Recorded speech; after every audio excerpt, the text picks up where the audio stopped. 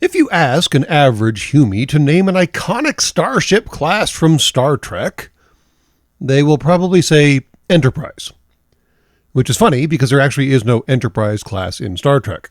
They have been variously the NX class, the Constitution class, the Constitution II class, the Excelsior class, the Ambassador class, the Galaxy class, the Sovereign class, the Odyssey class, the Constitution III class, because apparently that name's just never going away, and finally, eventually, possibly, they will be part of the Universe class, because that's not at all, a very presumptuous name for a class of starships. But for all the impact that the 1701 number has done to the Star Trek universe, she has never been, and at this rate probably will never be, a class ship.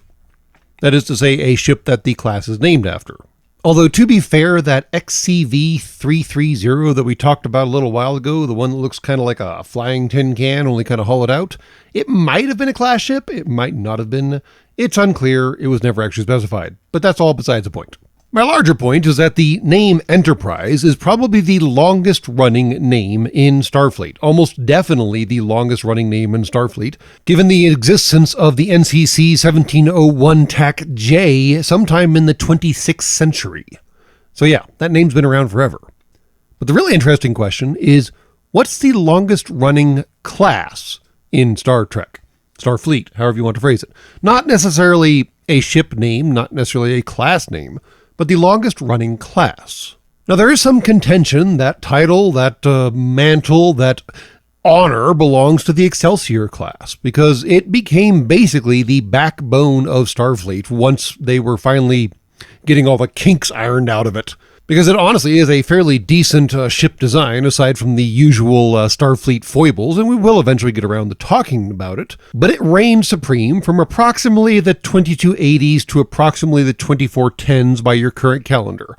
And yes, I'm using your current calendar because star dates are notoriously complicated and frequently inconsistent, so it's just easier to use your current dating system. There is, however, a ship that lasted a little longer, but never really got the recognition because it wasn't big, it wasn't flashy, it didn't have the cool trans-warp drive that the Federation was never quite capable of ironing those kinks out of. So, yeah, obviously it wouldn't get nearly as much attention, right? And as much as the Excelsior class was the tactical and functional and, appearance backbone of the Federation, because honestly, the Excelsior still looks amazing after all these decades of development in Star Trek storyline, so let's not even argue that point. But aside from her being that kind of backbone for Starfleet, there is another ship I keep referring to that was basically the logistic backbone of Starfleet. In fact, it might have even been the scientific backbone of Starfleet. And no, I'm not talking about the Oberth class, even though we've talked about it before, and that whole thing is just plain weird. The Oberth did actually exist simultaneously with this ship for a period, because this ship ran from approximately the 2260s to at least somewhere in the 2410s, if not later. And that seems to depend on whether you trust canonical or non-canonical sources, but either way, it ran a long damn time for what it was. And what it was the Miranda Class.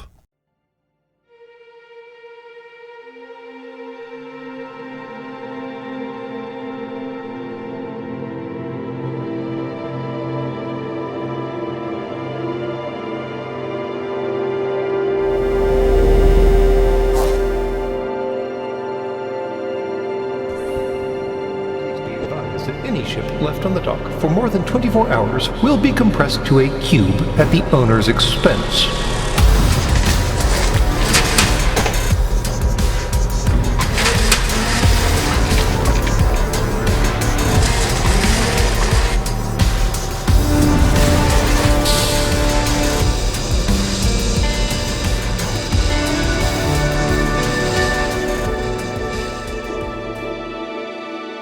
Welcome to Sacred Cow Shipyards. Now, even casual Star Trek viewers would be able to pick this thing out as, oh yeah, that ship that Khan stole in the second movie, right? Technically that was the USS Reliant, but it was a Miranda Class, so good enough.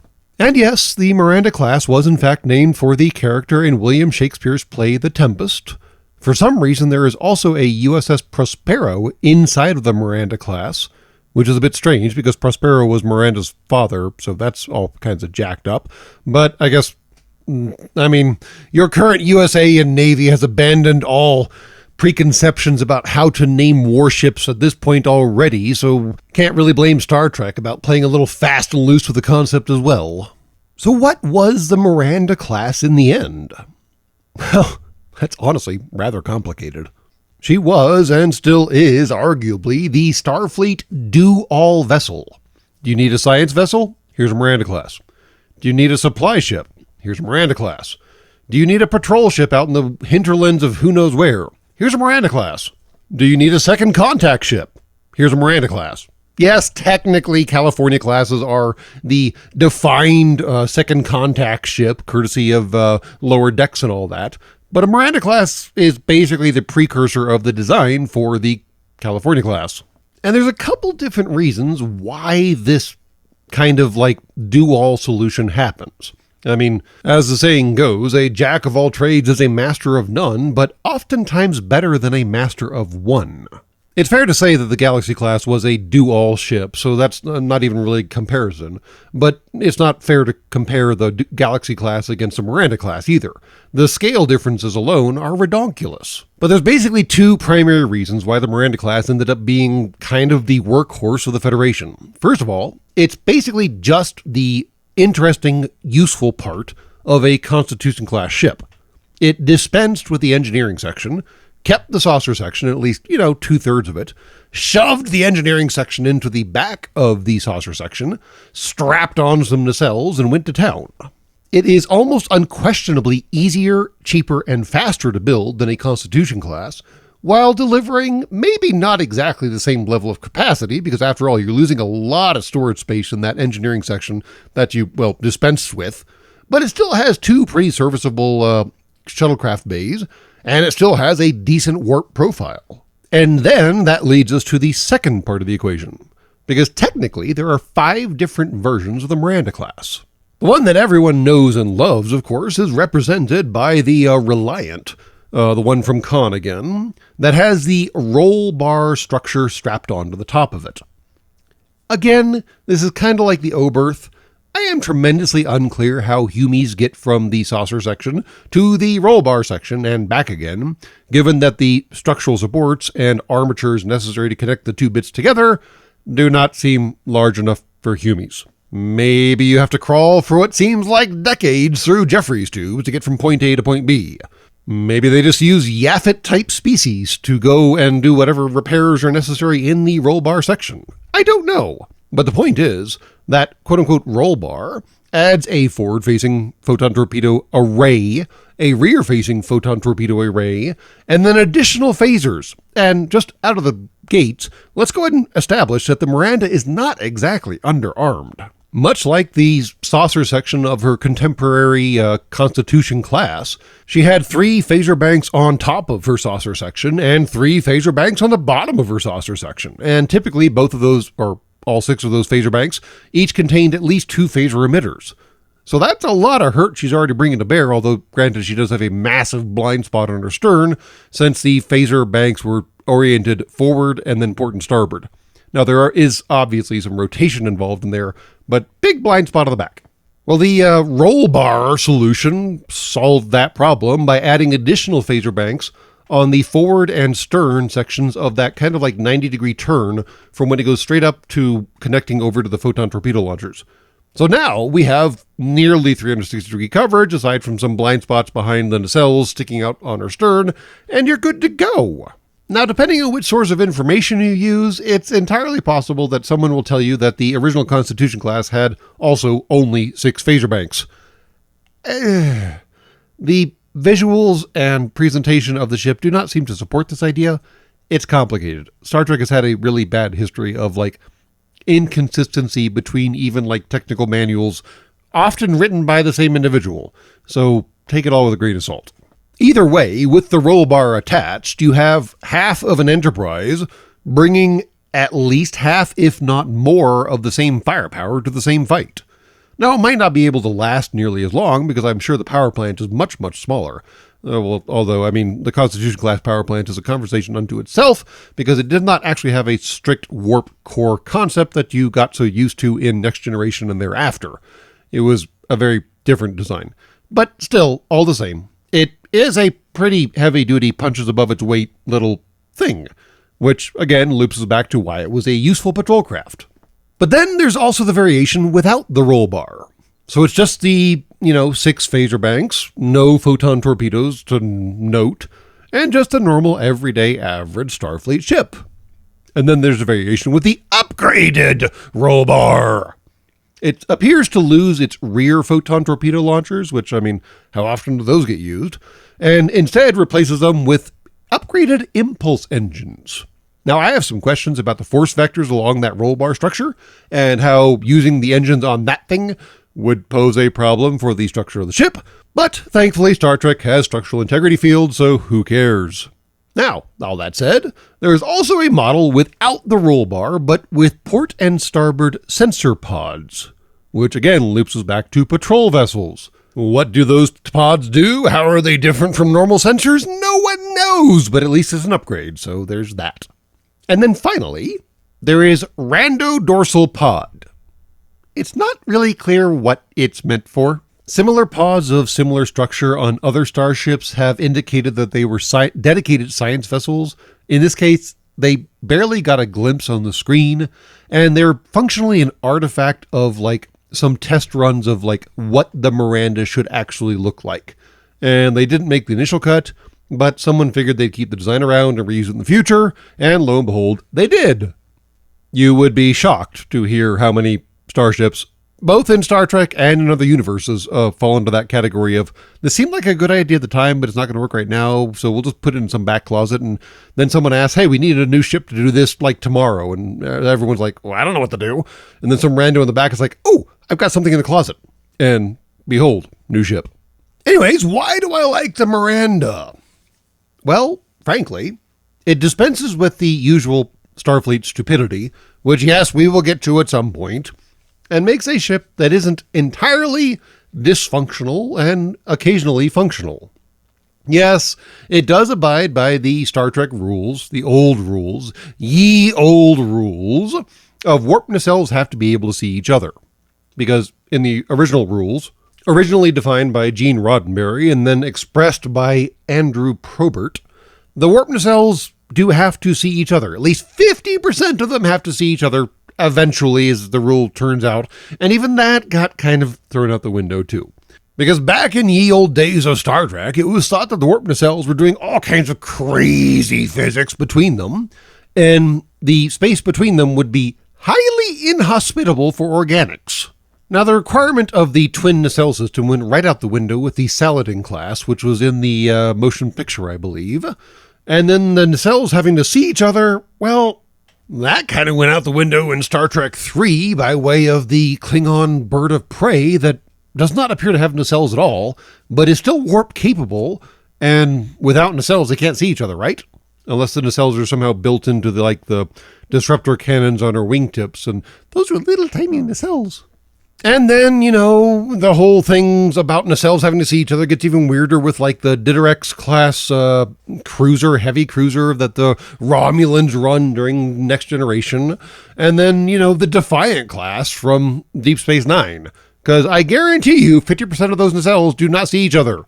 And I guarantee you there are squishy organic beings between those two nacelles. So hopefully they're not getting cooked too badly. But speaking of nacelles, the Miranda class leaned heavily into the Excelsior class design.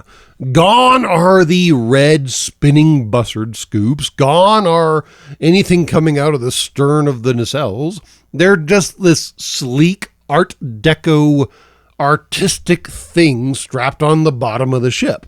And yes, it's clear that there are still buzzard scoops at the beginning of the nacelles, and the nacelles still have all the necessary venting and so forth and so on that would make them work properly.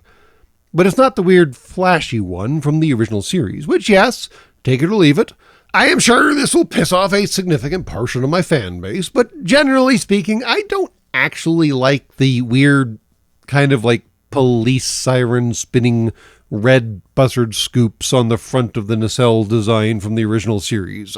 It seemed a bit overdone, but no one asked for my opinion, so here we are all the same. And then even without that engineering section that the nacelles quote-unquote should be attached to, it's very clearly a Starfleet ship, courtesy of the massive saucer body. The saucer body, for better or for worse, defines the concept of a Federation, Starfleet, whatever you want to call it, ship, which is one of my complaints about all the ships from like Voyager on. They lost the concept of the saucer. Yes, I know there is a saucer section, but it's not saucer shaped. And yes, I know the streamlining is supposed to reduce the damage to the subspace bliddly bloopity bloppity crap, because apparently going fast in warp is bad now. But come on! The saucer is literally the defining component of a Federation starship.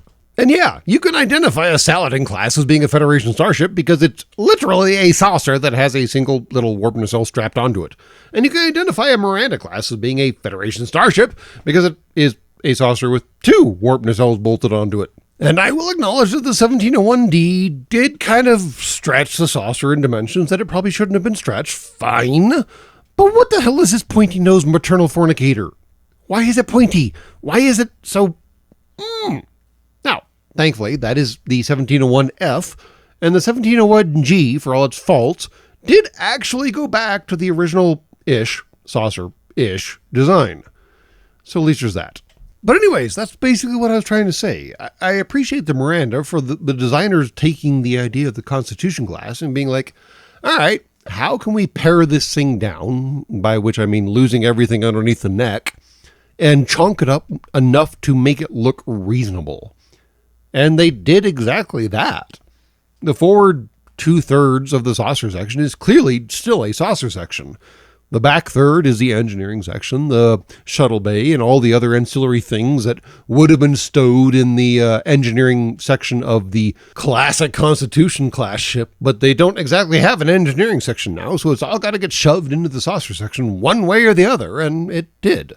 And it made the whole thing a little heavier looking, sure, but it still retained the generic gestalt of the saucer section of Starfleet, which, yes, I do actually appreciate.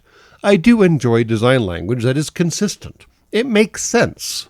And it helps you, the viewer, identify what ship we're talking about. This is exactly why the Constitution class and the D5 class from the Klingons look so different. You have this massive saucer section, this smaller engineering section, and then the 2 nacelles coming off of it, as opposed to this little tiny command section, this massive bird of prey wing behind, and then the nacelles tucked underneath it. The televisions on your planet at the time were so low quality that that level of distinction was necessary to adequately inform the viewer as to which ship they were viewing. And I know that you're all HD and 4000K and this, that, and the fornicating other now, but still, that kind of design language holds value over time. It makes it easy to identify ships during the Great Dominion War and this, that, and the other. I mean, it was tremendously easy to pick out the Klingons, the Dominion, the Cardassians, and the Federation during the Dominion War, right? Because they all looked radically different. And I just appreciate that the Miranda is a backbone of the Federation while still carrying the visual aesthetic of the Federation itself. It's not something weird. It's not something oddball. They just chopped off the bottom half of a Constitution class and shoved everything that was necessary into the saucer section. But again, like I said, saucer section, that's important. So yeah, if Khan wasn't shackled to two-dimensional thinking, he probably could have won that fight against Kirk. But if wishes were horses, we'd all be eating steak. And that's all from Sacred Cow Shipyards. Please be advised that any ship left on the docks for more than 24 hours will be compressed into a cube at the owner's expense.